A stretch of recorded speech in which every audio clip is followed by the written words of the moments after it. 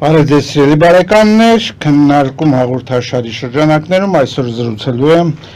Ռեարմենիա հարթակի տնօրեն եւ համահիմնադիր Գևորգ Պողոսյանի հետ։ Ողջունում եմ Գևորգ, ուրախ եմ մեզ տեսնել մեր տաղավարում։ Մի ժամանակ մենք Ռեարմենիային նվիրված հաղորդումների շարք արեցինք, որպեսզի մեր հանրությունը ավելի լավ պատկերացնի Ռեարմենիայի եւ Ռեարմենիայի հնարավորությունների մասին։ Բավականին երկար ընդմիջումից հետո դուք մեզ տաղավարում եք,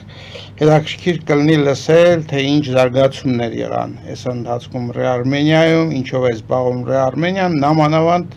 գիտեմ, որ դուք բացել եք նաև արհեստական բանականության ակադեմիա, հետևաբար ձեր նպատակները մի փոքր փոխվել են կարծես։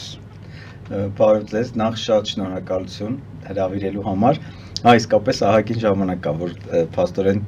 ձեր եթերում Ռեարմենիայի մասին չենք խոսել ու ահագին բան կուտակվել է, ահագին արած գործ, ահագին շարժ կա։ Իրականում լավն է, որ նպատակները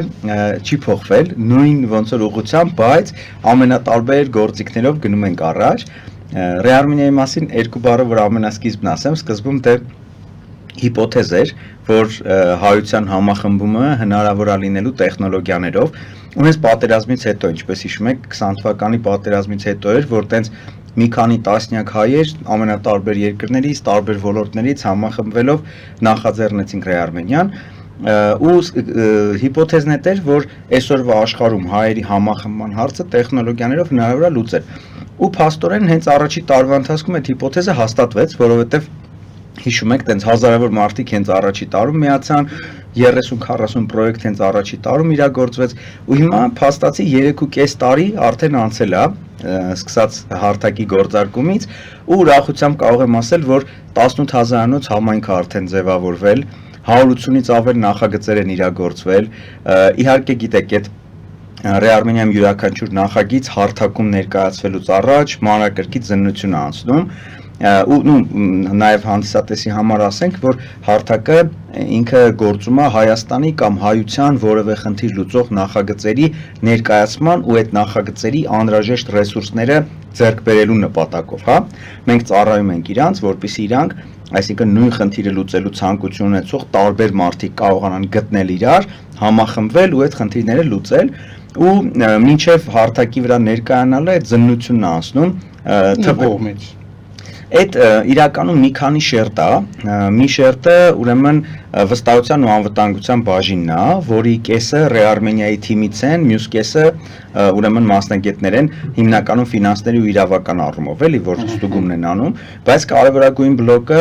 սա էլ է իհարկե շատ կարևոր, բայց կարևորագույն բլոկը այդ խորհրդատվական խմբերի կողմից ստուգումն է, այսինքն յուրաքանչյուր նախագիծ կախված նրանից, թե որ ոլորտում է գործում, ստուգվում է այդ ոլորտի մասնագետների կողմից, մոտ 40-50 համարյա մասնագետներ ունենք, խորհրդատուներ, որոնք 3 կրիտերիայով՝ պրոբլեմը, լուծումը, թիմը, յուրաքանչյուր նախագիծ ստուգում են, արդյոք այդ պրոբլեմը կա թե չէ, արդյոք այդ լուծումը լավն է տվյալ պրոբլեմի համար, խնդրի համար թե չէ, ու արդյոք այդ թիմն ունակ է այդ լուծումն իրագործել թե չէ։ Ու տարբեր 14 ոլորտների ուրեմն խորհրդատվական խմբեր ունենք, ոլորտի առաջատար մարդիկ են իրականում այդ խորհրդատվական խմբերի ղեկավարները, lead advisor ասում ենք իրանք, ու օրինակ կրթության ոլորտում Փախչանյան Արամն է, որ շատ լավ ոլորտ է գիտի, գյուղատնտեսության ոլորտում Վարդան Ուռուցյան կամ գիտության ոլորտում Խաչատրյան Հրանտը եւ այլն, այդ շատ լուրջ, այսպես ասած, մեջ կա էլի, որ մենք այդ առումով ունենք, որովհետեւ մեր թիմը հենց տեխնոլոգիական հարթակի վրա է կենտրոնացված, բայց որպեսզի նաև բովանդակությունը նախագծերը որակով լինեն, ստուգված լինեն, այս խորհրդատվական խմբերն են մեզ օգնում, ու 800-ից ավել նախագիծ է այս ընթացքում դիմել, որոնցից մոտ 300-ը ստուգվել ու ներկայացվել են հարթակում, ու 180-ից ավելը հաջողել են։ Հաջողել են ասելով, այսինքն ով ինչ ռեսուրսի կարիք ուներ, տարբեր արշավներ անելով ներգրավել են, այնտեղ տարբեր ռեսուրսներ կա, օրինակ փորձ, գիտելիք, կապեր, ֆինանսներ, նյութական ակտիվներ, նայած ով ինչի կարիք ունի, ովքեր որ գումար էին հավաքում, մոտ կեսն է այդ նախագծերի եղել, իրանք ընդհանուր առմամբ 4.5 միլիոն դոլարից ավել գումար են այս 3.5 տարվա ընթացքում հավաքել։ Մոտ 25%-ը առցանց է գալի, Visa, Master, Apple Pay, Google Pay, մնացածը բանկային փոխանցումներով, գրանտերով, Այդպես ու շատ այս մեծ ուրախությամբ էլի կարելի ասել, որ այդ հիպոթեզը հաստատվել է, հայերը համագործակցող են, իսկապես կարողանում են խնդիրներն իդենտիֆիկացնել, այդ խնդիրների շուրջ համախմբվել, նախագծերը գնալով ավելի մեծանում են, սկզբում շատ փոքր, ասենք 5,000-10,000 $, արժողությամբ նախագծեր էր իրականացվում, հետո սկսեց աճել 50-60 հազար, հիմա արդեն մոտ 200-300 $-նոց նախագծեր կան ու ես հույս ունեմ, որ գնալով ավելի մեծ, ավելի համակարգային փոփոխություն բերող նախագծեր արդեն էլի կիրագործվեն։ Այդպես ու գալով Ռեարմենիա ակադեմիային, մենք այս ուսումնասիրություններն անելու ընթացքում անընդհատ տեսնում էինք, որ փորձի ու գիտելիքի մեծ պակաս կա։ Իհարկե այդ հարցը լուծելու համար տարբեր գործիքներով ու օրինակ մասնագետների համայնքը ձևավորեցինք, ամբողջ աշխարհից հայությունը մոտ մի 400 մասնագետ այս պահին կա գրանցվում են հարթակում, ասում են թե ինչ փորձառություն ունեն, ինչ ոլորտի նախագծերին են պատրաստ օգնել ու իրանց քարտն է հայտնվում հարթակի վրա, նաև ասում են թե շաբաթական քանի ժամ կարող են տրամադրել ու նախագծերը դիմում են այդ էքսպերտներին, իրանց ուրեմն օգնությունը, խորհուրդը ստանալու համար, բայց մենք հասկացանք, որ այնուամենայնիվ հենց թիմերի ներսում տարբեր ուղղություններով փորձի ու գիտելիքի զարգացման հարց պետք է լուծվի, ոնց որ Ռեարմենիայի միսիան, առաքելությունը մենք ասում ենք, որ մենք զորացնում ու միավորում ենք հայերին, ու այս զորացնելու կոմպոնենտը հասկացանք, որ նաև կրթելով պետք է կազմակերպվի, ու Ռեարմենիա ակադեմիան անցած տարի հիմնադրվեց, սկզբում հենց դրամահավաքի դասընթացներ սկսեցինք տալ, որովհետև մենք գիտեք տեսնում էինք տարբեր նախագծեր, որ գալիս են նույն ոլորտում նմանատիպ խնդիր լուծող նախագծեր են, թիմերը իդեպ շատ էնտուզիաստ, շատ տենց բարձր մակարդակի պրոֆեսիոնալ թիմեր, բայց կտեսնես, որ մեկը 1-2 ամսում $200,000 հավաքումա պրոյեկտ է իրականացնում, մյուսը կարող է ամբողջ տարվա ընթացքում անգամ $1,000 չկարողանա հավաքել։ Սկսեցինք ուսումնասիրել, հասկացանք, որ այն թիմերը, որոնք դրամահավաքի մասնագետ ունեն, իրանց մոտ process-ը շատ լավ, շատ արագ գնում է, որոնք որ չունեն, իրանց մոտ արդեն տենց դանդաղում է, ու Ռեարմենիա ակադեմիայի առաջի դասընթացները հենց դրամահավաքի դասընթացներ եղան, փորձում էինք այդ ֆանդրեյզինգի, ֆոնդահայթայթման մասնագետներին կրթել, շատ լավ հաջողություններ տեղ ունեցանք իդեպ, տարբեր միջազգային կառույցների հետ էլ սկսեցինք աշխատել, օրինակ շվեյցարական համագործակցության գրասենյակը մեզ աջակցեց, որ տարբեր ՀԿ-ների իրանց ֆինանսավորմամբ կրթենք, հետո UNDP-ին, ՄԱԿ-ը իրանք եւս ֆինանսավորեցին, օրինակ թիմերի համար դրամահավաքի կուրսեր արեցինք, ու տենց վճարովի նաև կուրսեր արեցինք, բայց հիմա ինչն է կարևոր, որ հենց առաջի կուրսերի ժամանակ 1-2 արհեստական բանականության գործիք սկսեցինք ներկայացնել, որ օգտագործեն մարդիկ, տեսանք շատ մեծ արդյունք է տալի, 5 անգամ ու ավել արդյունավետություն է բարձրացնում։ Նույն գործը արհեստական բանականության պես անում 5+ անգամ ավել արդյունավետ է։ Այս մասը մի քիչ ավելի մանրամասն։ Ինչ է նշանակում գործիք ներկայացրինք։ Այսինքն դուք մշակեցիք այդ գործիքը ներկայացրեցիք հանրությանը, թե այդ գործիքները սկսեցիք օգտագործել այդ դրամահավաքի եւ այլ process-ները։ Գործիքները սկսեցինք օգտագործել։ Իրականում որ դառնանք արհեստական բանականության, այնտեղ տեսեք 3 շերտ կա մարդկանց, ովքեր առնչվում են արհեստական բանականության հետ։ Մեկը դրանք հենց արհեստական բանականություն ստեղծողներն են, գիտնականներ, ինժեներներ, ովքեր հենց այդ AI, artificial intelligence-ի ստեղծող գործարկողներն են։ Երկրորդ շերտը արհեստական բանականությունն օգտագործելով գործիք ստեղծողներն են։ Օրինակ Midjourney, Lovable կամ հայկականներից այնտեղ օրինակ նույն Crisp-ն ասենք, Podcast-ն, Pre-launch-ն, գործիքներ են, որոնք որ արհեստական բանականությունն են օգտագործում, ստեղ հիմնականում ստարտափ էկոհամակարգն է ներգրավված, ու երրորդ շերտը այդ արհեստական բանականություն օգտագործողներն են, որը թերևս բոլորս ենք։ Ու հիմա մենք ամբողջությամբ կենտրոնացված ենք այդ երրորդ շերտի վրա։ Այսինքն ոչ թե մարդկանց սովորեցնում ենք արհեստական բանականություն ստեղծել կամ ԱԲ-ով գործիք ստեղծել, այլ եղած գործիքները մաքսիմալ արդյունավետությամբ օգտագործել։ Նու այնտեղ որ պատկերացնեք 36,000-ից ավել գործիք կա արդեն արհեստական բանականությամբ գործող, ու այդ գործիքները 18,000-ից ավել տարբեր խնդիրներ են լուծում, առաջադրանքներ են անում 18,000 տիպի, ոնց որ առաջադրանքների համար են։ Հիմա մեր թիմը 8 հոգանոց ուսուցիչների թիմ ունենք, ովքեր կենտրոնացած են ամբողջ օրը դրա վրա են աշխատում, ինչ են իրանք անում, նայում են թե այդ գործիքներից որը լավ է աշխատում, որը չէ, որը որ խնդիրը լուծելու համար է լավագույնը, ու նաև այդ լավագույն գործիքներից մաքսիմալ արդյունք ստանալու համար ոնց է պետք իրանց հետ առնչվել, ինչ հրահանգներ պետքա տաս, ոնց պետքա հրահանգները կառուցես, հա, այսինքն ու երբ որ իրանք էտել են արդեն անում, այսինքն գործիքներն ընտրվեց, լավագույն օգտագործելու ձևը մշակվեց, հետո այդ ամեն ինչը դարձնում են կրթակարգ ու որպես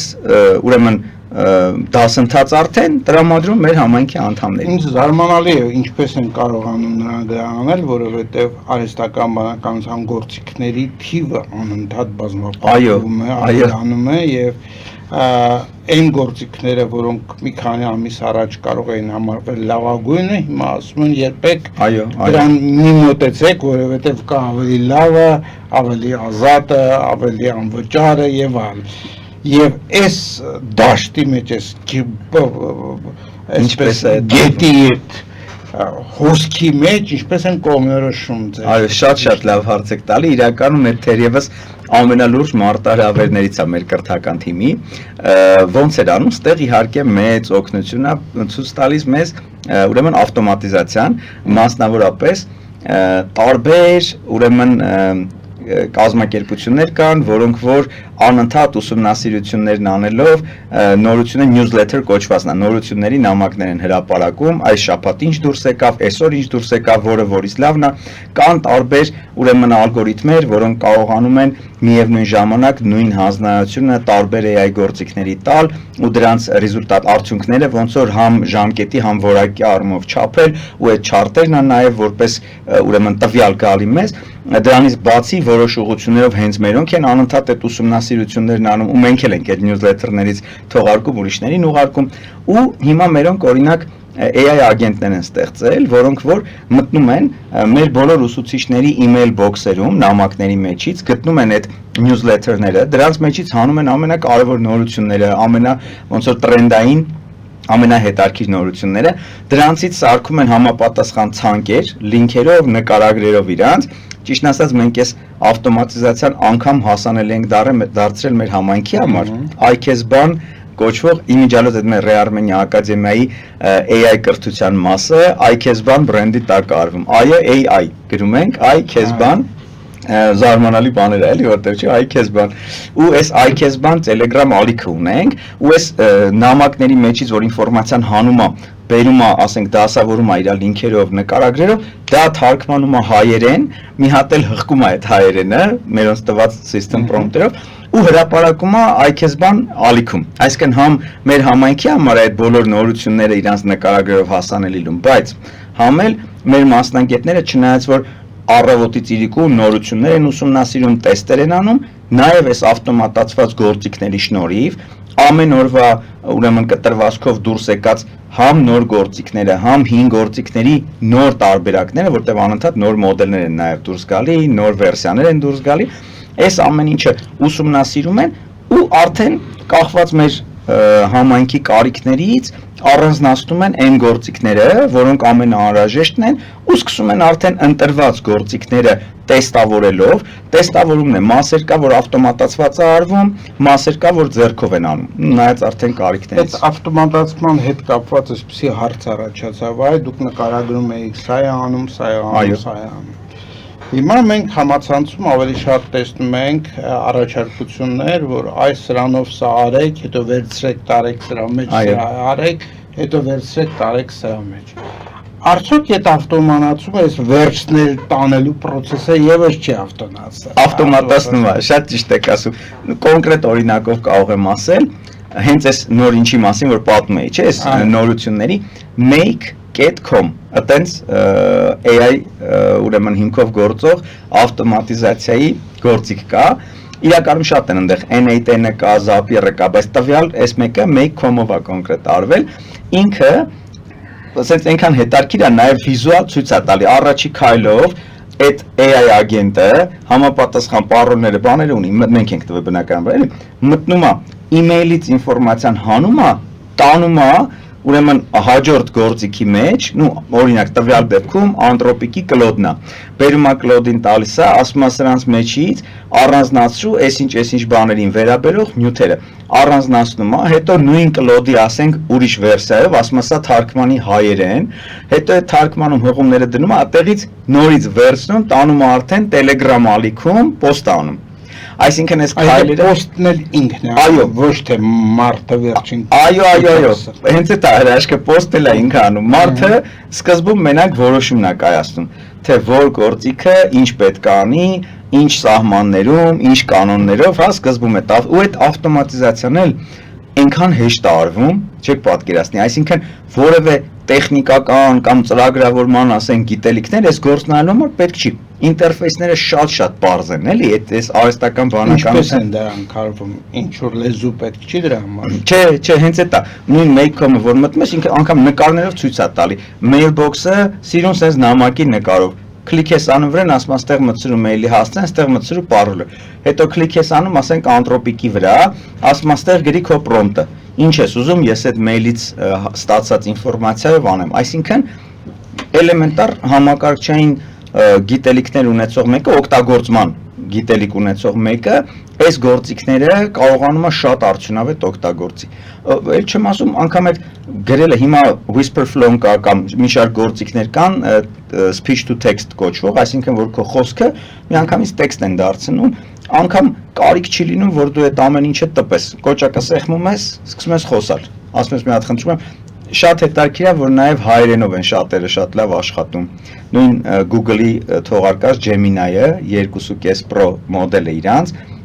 շատ լավ հայերեն է հասկանում, շատ լավ հայերեն պատասխանում է, առաջադրանքները, թարգմանություններ է անում հայերեն, տարբեր ոճերով, կարաս ասես մի հատ 5 տարեկան երեխու ոճով ասա, մի հատ ասենք, չգիտեմ, 19-րդ դարի հայ կնոջ, ասենք մի հատ ոճով ասա, կամ արևմտահայերեն, կամ արևելահայերեն, խնդրում եմ տեքստը դու եւ այլն։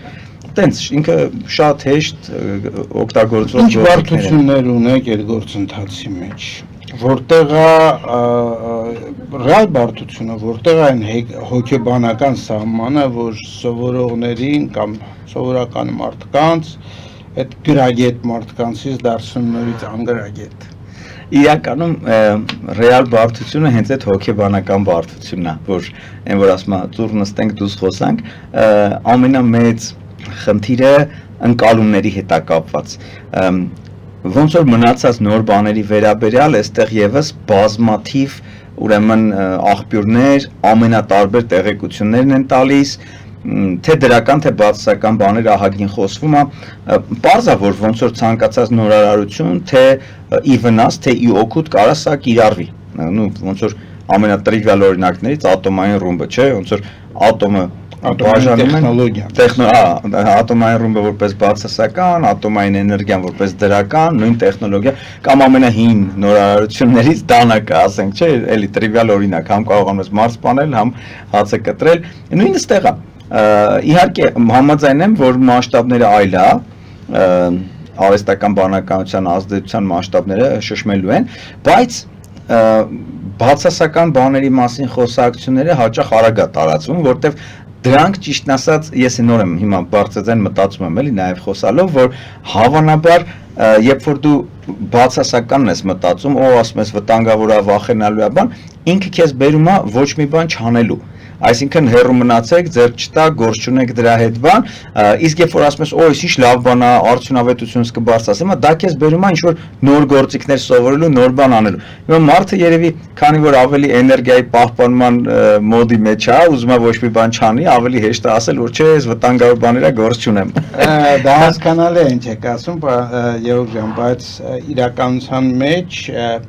մենք հիմա խոսում ենք, երբ որ մարդը տալիս է հանձնարարական Եվ արհեստական բանականությունը մարդու հանձնարարականով կատարում է որոշակի խնդիրներ, բայց դուք գիտեք, ինձնից ավելի լավ երևի, որ այն նույն սիստեմը, որ տալիս է առաջադրանք, ինքը կարող է եւս գեներացնել։ Հետևաբար հեռու չի անորը, իսկ դատելով ես արհեստական բանականության աճման տեմպերից, որ արհեստական բանականությունը ինքն իրեն է տալու առաջադրանքներ, ասենք ինքնազարգանալու, նոր գործիքներ ստեղծելու, այս խնդիրները լուծելու համար եւ գալիս է մի պահ, որ ինքը դուրս է գալիս մարդկային կոնտրոլից, ասեմ այսպես։ Թվում է թե այդ պահը շատ հեռու է, բայց իրականության մեջ ըստ վերլուծաբանների դա ընդամենը մի քանի տարվա հարց է։ Այո, այդ շատ ճիշտ եք ասում, այդ կոնտրոլից դուրս գալն էլ հենց հիմնական խնդիրն է, որի հետ պետքա առերեսվել, բայց ու լուծել այդ խնդիրը, բայց հիմա մի հետարքիր հարց կա, առաջինը նախ անդրադառնամ դրան, որ հա, իսկապես տարիների հարց է ընդամենը, մի քանի տարիների։ Մի լրացում էլ անեմ, ձեր պատասխանի մեջ ներառեք, այ ասենք ամենահասարակ օրինակ մենք տեսանք Իրան-Իսրայել պատերազմը։ Բնականաբար, եթե հրթիռի վրա դրված է արհեստական բանականության ինչ-որ էլեմենտներ, այդ հրթիռը իր իշխանակետին կպնելու հավանականությունը շատ ավելի մեծ է, որ նա կարողանա, ասենք, խաբս տալ իրեն փոխհրթիռներին, ինչ-որ ընտրել իր համար անորոշ ես պրիմիտիվ բաներ եմ ասում։ Եվ միևնույն ժամանակ այս արհեստական բանականությունն է ինքը որոշում, թե այս հրթիռը որ ճանապարհով ոնց անի տանի այնտեղ հասցնի։ Բայց եթե այդ արհեստական բանականությունը այնքան խելոք դարձավ, որ կարող է արդեն որոշել, թե ինչ թիրախ անել, այլևս մենք ոնց որ բաց ենք թողում այդ խնդիրը, որ խելոք մեքենա սարքելով մեքենան բոլորովին կարող է այն նպատակները չիրականացնել, որ դու ես ուզում։ Այո, հիմա այս ամեն ինչին վերաբերող մի քանի շերտ կա, որոնց մասին արժի խոսել։ Առաջինը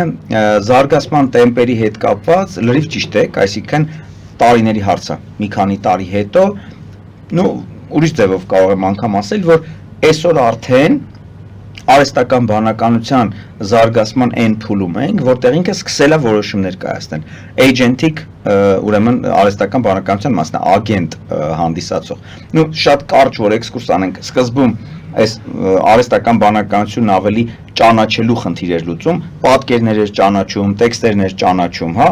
Հետո եկավ երկրորդ փուլը, այդ generative AI, այսինքն գեներացնող AI, երբ որ ինքը սկսեց պատկերներ, տեքստեր, վիդեոներ, բովանդակություն գեներացնել։ Հիմա մենք երրորդ փուլում ենք, agentic AI-ն է, երբ որ ինքը արդեն որոշումներ է կայացնում, թե երբ, ոնց, ինչը գեներացնի, գեներացրածի հետ ոնց վարվի, ասենք, հա,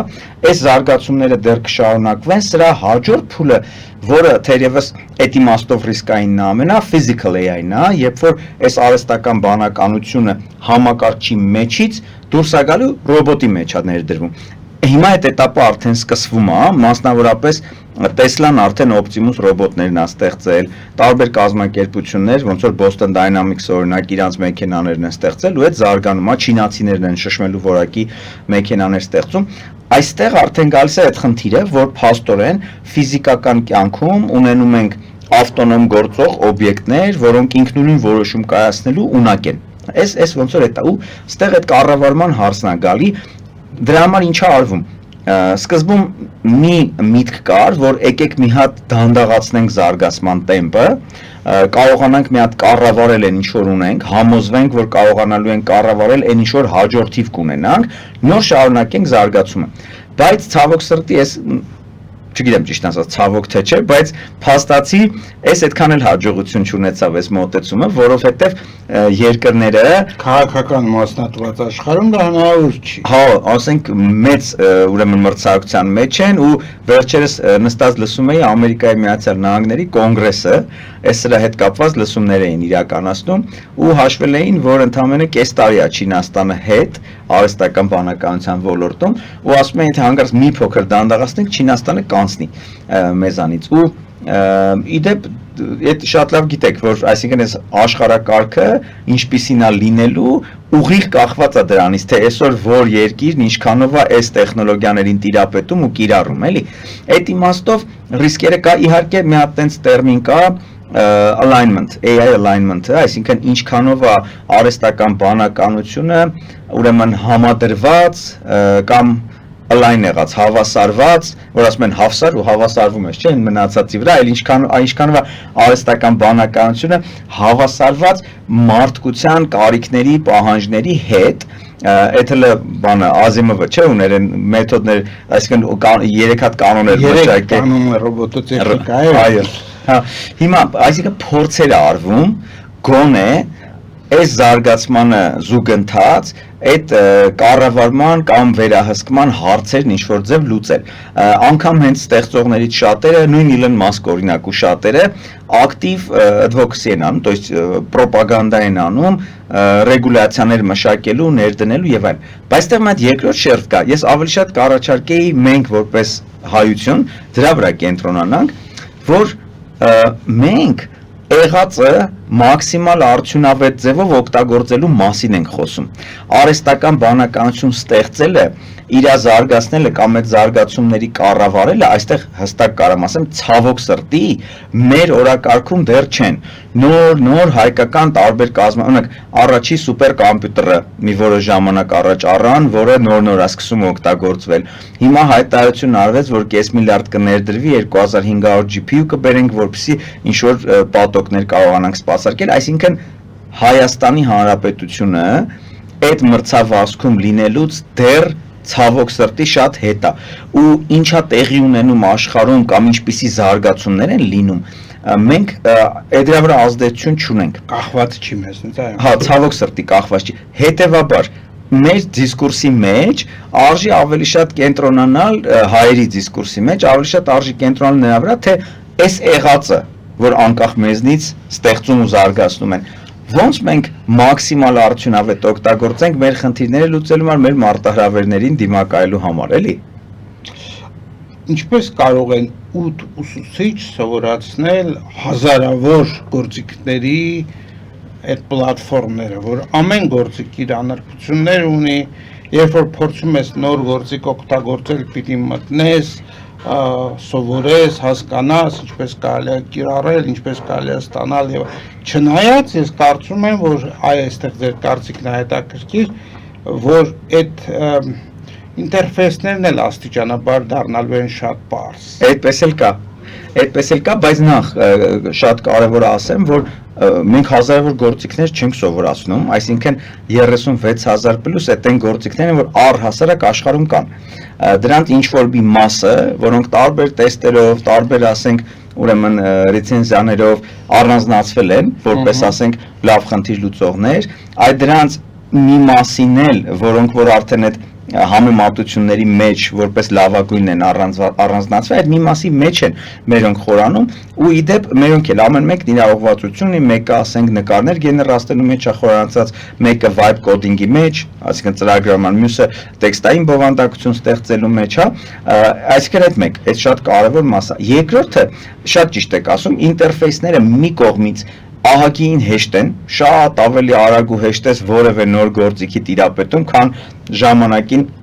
ամիսներ կարող է տևել, չգիտեմ, Corel Draw սովորեիր կամ Quark Express սովորեիր, ասենք կարող է 2-3 ամիս դասերի գնայիր, հիմա շատ արագ ասենք կարողանում ես այդ տիրապետել ու կա նաև մյուս հարցը, որ նաև այդ ինտերֆեյսները շատ մոտ են իրար, այսինքն հիմնականում, քանի որ LLM-ների մասին է խոսքը, այդ large language model, այսինքն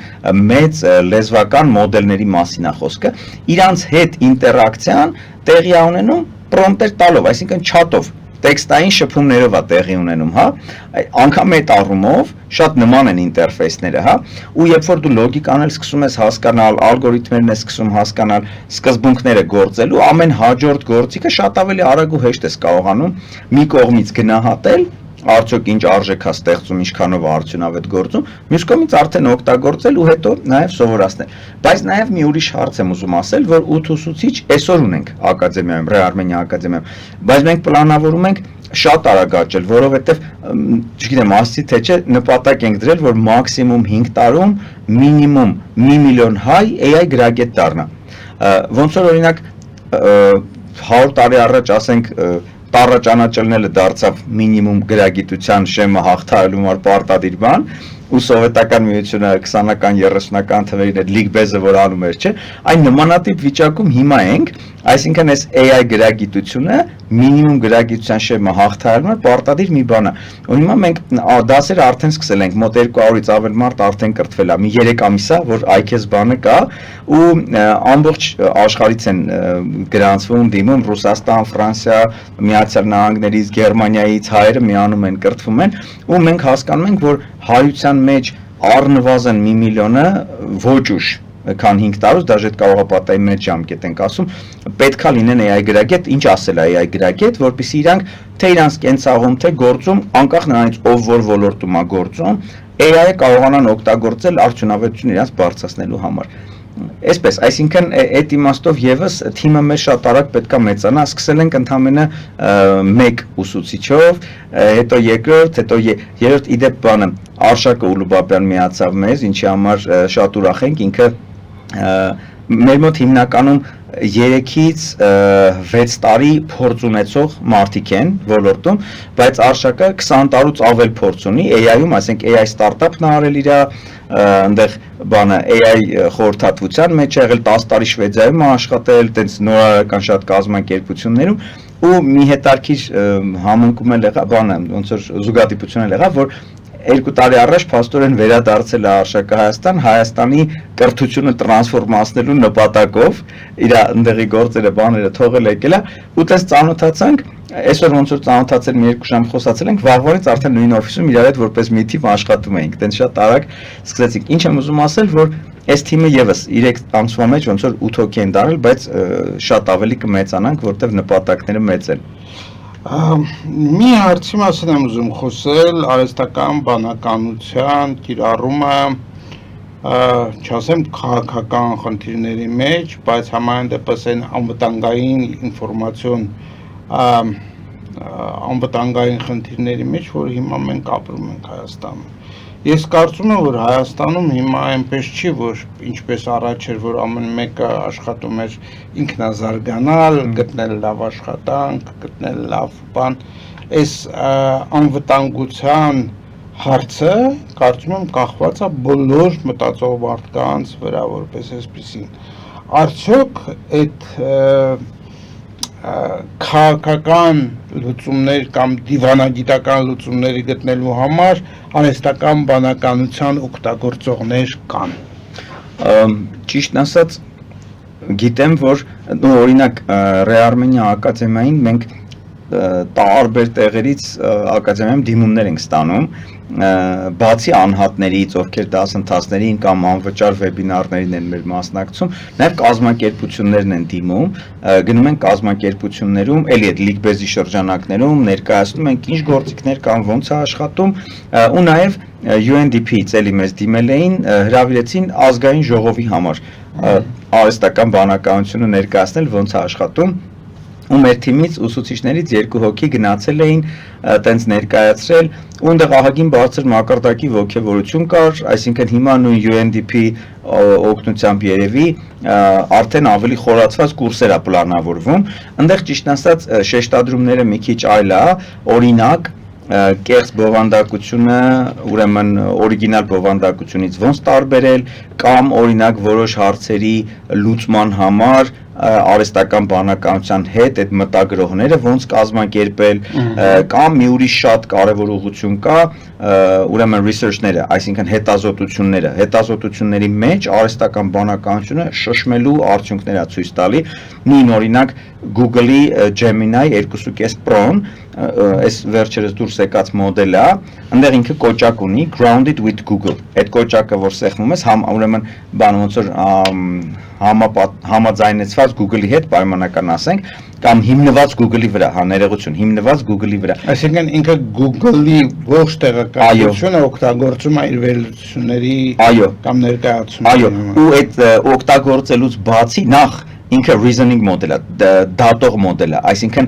արհեստական բանականության մոդելներ կան, որ դու հարցը տալիս ես, տեղում պատասխանը գեներացնում տալիս է, ու մոդելներ կան, որ դու հարցը տալիս ես, ինքը դատողություններ է անում, միանգամից պատասխանը չի տալի, գեներացրած պատասխանը ասում է սպասի, բայց ես ճիշտ եմ ասում, թե չէ, կարող է մի հատ էլ սրա այս տարբերակը նայենք, հələ սպասի մի հատ էլ ունենց հետարքիր է, որ նաև ինքը բաց է այդ իր reasoning-ը դնում, այսինքն դու տեսնում ես, նստած նայում ես, ասենք մի 2-3 րոպե կարող է տևի իր գործը, որ ահագին երկար է AI-ի համար, բայց դու տեսնում ես ինքը խոտ мысли, որ ասում, հա, մտքերի մոդել է այդպես։ DeepSeek-ը ինքը շատ հետարքիր է, այդ մտքի շղթան շատ լավ ցույց է տալի ու այդ ուսումնասիրություններն անելու, եզրակացությունների գալու, քեզ ներկայացնելու այդ process-ին զուգահեռ ինքը նաև ցուցատալի հղումները, թե որտեղից ինչ ինֆորմացիա է վերցրել, որ կտորը որտեղից է, հա, այսինքն ցանկության դեպքում դու նաև կարող ես կլիկ անել, то есть մտնել այդտեղ ստուգել, արդյոք վստահելի է այդ աղբյուրը թե չէ։ Կա նաև notebook LM-ը, որ էլի Google-ի գործիքներից է, որը ստեղ արդեն հնարավորություն է տալի, անգամ դու քո բովանդակությունը տաս ու խնդրես ինքը ուսումնասիրություններն անի, աշխատանք կատարի հենց այդ բովանդակության շրջանակներում։ Օրինակ, չգիտեմ, ասենք թե Միացյալ Նահանգներում մի հատ նոր ռեզոլյուցիա դուրս եկավ, որը ենթադրենք չգիտեմ 92 էջանի մի հատ փաստաթուղթ է։ Ինչ հետևանքներ դա կբերի Միացյալ Նահանգներին, ասենք մոտակա 10 տարվա Եվ այո, եւ այդ տեսանկյունից հարցերիա կարող պատասխանի, բայց հենվելով արդեն այդ փաստաթղթի վրա, եւ եթե դու ուզում ես այդ փաստաթղթի հետ ծանոթանալ, դու ինչ որ մասն է քեզ ամենահետաքրքիրն, ասում ես այս թեմային վերաբերող բոլոր նյութերը խնդրում եմ մի հատ 92 էջից առանձնացրու, դրանցից մի հատ ասենք 1000 բառանոց եզրահանգում հանի, բոլդով նշի ասենք այն մասերը, որոնք հատկապես կարևոր են ու ներկայացրու ինձ։ Այսինքն հետազոտությունների մասը եւս շատ արագացել էլի։ Հիմա հետ գալով ձեր հարցին, ըստ էության տեսեք, այս շատ կարևոր է ոնց որ գիտակցենք, որ արհեստական բանականությունը նույն մասշտաբի ինովացիա է, ոնց որ օրինակ չգիտեմ, էլեկտրաէներգիան, համակարգիչը, համացանցը, որ ինտերնետը, որ ամեն տեղ բոլորը բոլոր ոլորտներում ու բոլոր գործերում օգտագործում են, հա, այսինքն արհեստական բանականությունը առնվազն այդ մասշտաբի նորարարությունն է ու գերկարևոր է թե դիվանագետները, թե մեդիայի ոլորտը, թե մշակութային գործիչները, տնտեսությունը, մյուսը բոլորը հնարավորինս շուտ սկսեն սա օգտագործել, այսինքն սա մենք օգտագործելու ենք թե չէ, այդպիսի հարց չկա։ Շուտ ենք օգտագործելու, թե ուշ, այս հարցն է։ Ու ոնց որ օրինակ չգիտեմ, Միացյալ Նահանգներում համակարգիչները ասենք տենց բում եղավ, մակերը, բաները, չէ, Apple-ը որոշեց, որ պիտի ամեն տանը կոմպյուտեր լինի, ասենք բումը եղավ, դրանից ասենք մի քանի տարի, 4 տարի, 5 տարի հետո նոր ստեղ սկսեցին ինչ-որ դաժե ավելի ուշ երևի, սկսեցին տներում համակարգիչներ հայտնվել, ասենք մի 10 տարի հետո նոր այդ նույն վիճակում էինք, կամ համացանցը Ամերիկայում արդեն օգտագործում էին էլեկտրոնային կոմերցիան, PayPal-ը ասենք 96 թվից աշխատում էր, մենք 2004 թվի նոր իդրամն ենք ստեղծել ու հələ մեզ ասում էին խել արեք, ասում են երկրում ինտերնետ չկա, դուք ինտերնետ փող եք ստեղծում, այսինքն ինչքան հետ էինք այն dial-up-ներ, բաներ, մի 10 տարի հետո նոր հասա։ Հիմա այստեղ հարցը ինչու՞մ է, առաջինը, ի տարբերություն այդ ժամանակների այսօրվա ինովացիան, այսօր դուրս եկավ, հաջորդ օրը մեր համար հասանելի է, այդ պետք է հաշվի առնել, որ այդ ժամանակը մեզ հասնելու խիստ կրճատվել է, ինչ եմ ասում կրճատվել է, որտեղ այնուամենայնիվ գործիքներ կան, օրինակ, գիտեմ, VO3-ը, որ շատ բարձր որակի վիդեո բովանդակություն է ստեղծում, առայժմ հասանելի է մենակ Միացյալ Նահանգներում, ուրեմն Միացյալ Նահանգների քարտ ունեցող ու Google account ունեցող մարդկանց համար։ Իհարկե դրա ձևերն էլ կա, մերոնք օրինակ մտնում են VPN-ով, ամերիկյան account-ով մտնում, ամերիկյան մի հատ Google account են գրանցում, հետո դրանով այդ VPN-ն հասանելի են դարձնում ու հայկական բովանդակություն են սարքում, էլի ասենք շո մեկ-մեկ sense մի կեսվոտ, մի ոտ հետ ես ընկնում, բայց այդ համեմատելու չի արդեն, այսինքն այդ բովանդակությունը, այդ հնարավորությունները նույն պահին, երբ դուրս եկան լույս աշխարհ, մեզ արդեն հասանելի են, այդ շատ մեծ պլյուս է, երկրորդը աշխարհի հետ կապը այնպեսին է, որ այդ հասանելի գործիքները մենք ոչ միայն մեր շուկայում աշխատելով ինչ որ հարցեր կարանք լուծենք, մենք մեր ունեցած խնդիրները ձևակերպելու, աշխարհին ներկայացնելու հարցերը կարանք լուծենք, պրոդուկտներ ստեղծելու, աշխարհ արտահանելու հարցերը կարանք լուծենք, ել չեմ ասում Ռեարմենիա ակադեմիայում մեր անմիջապես հաջորդ քայլը պլանավորած, այս մեր կրթական բովանդակությունը թարգմանել այլ երկրներին արդեն որպես կրթություն հասանելի դարձնելը։ Այսինքն մենք հաջորդ քայլով պլանավորում ենք կրթություն արտահանել Հայաստանից ու կրթություն այսօրվա տեխնոլոգիաներին վերաբերող կրթություն, էլի։ Այդ իմաստով այս ինչի համար ասցի, որ դա է շատ կարևոր, թե մենք երբ կսկսենք օգտագործել, ինչքան շուտ, ինչքան էֆեկտիվ կսկսենք այս տեխնոլոգիաներն օգտագործել, իդեպ էլ էլի քիչ առաջ էլ դրանից մի երկու բառ խոսացինք, որ վաղը մյուսօր, նու ասենք մի 20 տարի հետո, 30 տարի հետո որ երկրներն են լինելու, որ երկրները չեն լինելու, ով ումից ոնց է կախված լինելու, ով զարգացվածության կամ տնտեսական իմաստով ինչ մակարդակում է գտնվելու, այդ ամբողջը ուղիղ կախված է նրանից, թե այսօր որ երկրները ինչքանով ու ինչպես են օգտագործում եղած տեխնոլոգիաները, տվյալ դեպքում արհեստական բանականությունը։ Այստեղ կա նաև մեկ ուրիշ շերտ, որի մասին մենք չխոսեցինք, դա տեղի ունեցել է քաղաքակրթության պատմության ընթացքում գլոբալ, բայց իհարկե հիմա զարգացումները էքսպոնենցիալ բարձրանում են, դա նաև որ մարդկային հասարակ պրիմիտիվ աշխատանքը փոխարինվում է ռոբոտներով։ Այն ժամանակվա ռոբոտները շատ ավելի պարզ էին, հիմա ռոբոտները ավելի բարդ են, բայց միևնույնն է, մենք գնում ենք մի ճանապարհով, որտեղ մարդկային շատ մասնագիտություններ, որոնք դարեր ի վեր եղել են կարծես թե անխոցելի, հիմա նրանք մի օրվա կամ մի քանի տարվա մեջ կարող են ոչնչանալ որպես այդպեսին։ Եվ այստեղ առաջանում է մեկ ուրիշ խնդիր, որ եթե մարդկային հասարակության այս սիստեմը, որ աշխատանք եւ աշխատանքի դիմաց ուտելիք կամ վարձատրություն, այս համակարգը չփոխվի, շատ կարճ ժամանակում կարող է առաջանալ ճգնաժամ, որովհետև մարդկանց հոծ խմբեր չեն ունենալու աշխատանք։ Ես չեմ խոսում միայն տաքսիստների կամ ասենք դաշտերում աշխատող բանվորների մասին, ես խոսում եմ թարգմանիչների մասին, ուսուցիչների մասին, շատ մարդկանց, որոնք իրենց շատ այսպես ապահով են զգում իրենց մասնագիտության մեջ։ Եվ այդ ժամանակ մենք չունենք մոդել, թե ինչպես այդ ամբողջը ի բարօրություն լինի եւ ոչ թե ճգնաժամի վերածվի։ Հա, շատ կարևոր հարց է բարձրացնում։ Տեսեք, այդ եւս կարելի է նայել համամարտկային տեսանկյունից ու Հայաստանի տեսանկյունից, էլի դեռ մի քիչ տարբեր պատկերներ կունենան տեմպերի մեջ, հա, ու նաեւ sense մի նյուանս կա, որ քանակների մեջ, օրինակ, եթե հայությունը այդ ամեն ինչը գիտակցելով մեծ տեմպերով սկսի նոր սերունդ ձևավորել վաղվա կյանքին ադապտացված, վաղվա խնդիրները լուծող նոր սերունդ սկսի ձևավորել, այդ 8 միլիարդի մեջ մեր դիրքը եղած տեխնոլոգիաներն էֆեկտիվ օգտագործելու շնորհիվ շատ կարա ուրիշ լինի։ Բայց երբ որ համամարտկային տեսանկյունից ենք նայում, այո, այդ process-ը գնալու է ու այո, բազմաթիվ մասնագիտություններ վերափոխվելու են կամ անպիտան են առհասարակ էլի դառնալու, ինչը ճիշտն ասած նորմալ process է, այստեղ ուրիշ հարց թե նորից ինչ արագություններով է տեղի ունենում։ Պատմության մեջ երբևէ այս արագություններով այս տրանսֆորմացիաները չի եղել։ Գոնե, եթե չասեմ 1.5 սերունդ գոնե, ամեն մի տրանսֆորմացիան տևել է, հա։ Եվ հնարավորություն է տվել ադապտացվել, այո, հիմա շատ մեծ տեմպերով է գնում, հետևաբար մենք որպես մարդ պետքա ուրիշ տեմպերով վերափոխվենք, վերապրոֆիլավորվենք ու աշխատենք, բայց այստեղ մի երկու բան կա, մի հատ միտք, մի քիչ կիսահումորային եմ սա ասում, մենք թիմում իրապես հավատում ենք, որ այդ տենց է, որ ոչ թե ռոբոտներն են գալիս մարդկանց գործը վերցնում, այլ այդ մարդիկ էին ռոբոտների գործը վերցրել անում, որտեղ ռոբոտները դեռ չկային։ Հիմա ռոբոտները գալիս են, իրանք իրանց գործը հետ են վերցնում, որ իրանք կգան իրանց գործով կզբաղվեն ու մարդն արդեն մարդավայել գործերով կզբաղվի։ Այսինքն այնտեղ նու առնվազն եթե այսօր նայենք արհեստական բանականությանը, խնդիրներ ձևակերպելը, հարցեր ձևակերպելը ու վերջնական արդյունքների վերաբերյալ որոշումներ կայացնելը այնուամենայնիվ մարդու գործն է։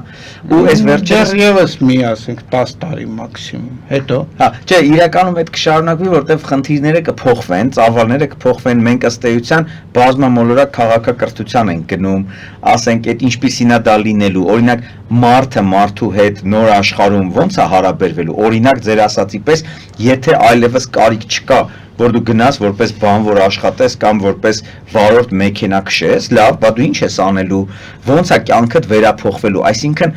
ուրիշ ուրեմն կենցաղի, ուրիշ նպատակների, ուրիշ ուրեմն հարաբերությունների մասին ենք այլևս խոսալու, էլի, այդ սերը, այդ ազնվությունը, հոգատարությունը, այդ կոմունիկացիաները, այդ լրիվ ուրիշ մի հատ մակարդակի է այդ ամեն ինչը դուրս գալու, էլի։ Google-ում մի մարդ էր աշխատում Ռայմոնդ Կուրցվել, չգիտեմ հիմա դեռ աշխատում է կենթանի չի, բայց նա ֆուտուրոլոգ էր եւ բավականին ռեալ նկարագրում էր իրավիճակը, ասենք իր գրքերում, ասենք մեքենաների դարը եւ այլն եւ սկսած ինտերնետի սկզբից 80-ական թվականներից մինչեւ հիմա ինքը ամեն անգամ իր գրքում նկարագրում էր 20 տարի, 30 տարի հետո մի քանի իրադարձությունը եւ հիմնականում իր ուրեմն այդ կանխատեսումները կատարվում էին, ասենք նա ուներ 19 թվականի, 20 թվականի, 21 թվականի հիմնական տեխնոլոգիաների ոլորտում։ Եվ խնդիրն է, որ այս արագացումը, այս նորույթների գալը այնքան է արագանում, որ Կուրցվելը արդեն խոսում էր ոչ թե մարդու մասին, ցանց մի 50 տարի հետո, այլ էությունների մասին, որովհետև արհեստական բանականության, բնական բանականության այդ բաները խառնվում են, նրանք բոլորը ստանում են այդ էություն հասկացությունը։ Մենք հիմա մի քիչ ֆանտաստիկայից ենք կարծես թե խոսում։ Այդքան էլ չէ, նոր հոմոյի տեսակ է էլի ձևավորվում, այդ կիբորգների հարցն է հիմա առաջ գալու, որտեվ հիմա օրինակ ինտեգրացիան, արհեստական բանականության ու բնական բանականության, մարդու ու արհեստական բանականության ինտեգրացիան շշմելու, ասենք, ինչ-որ արդյունքներ կարա տա, լրիվ նոր տեսակ կարող է էլի մարդու տա։ Այդտեղ իհարկե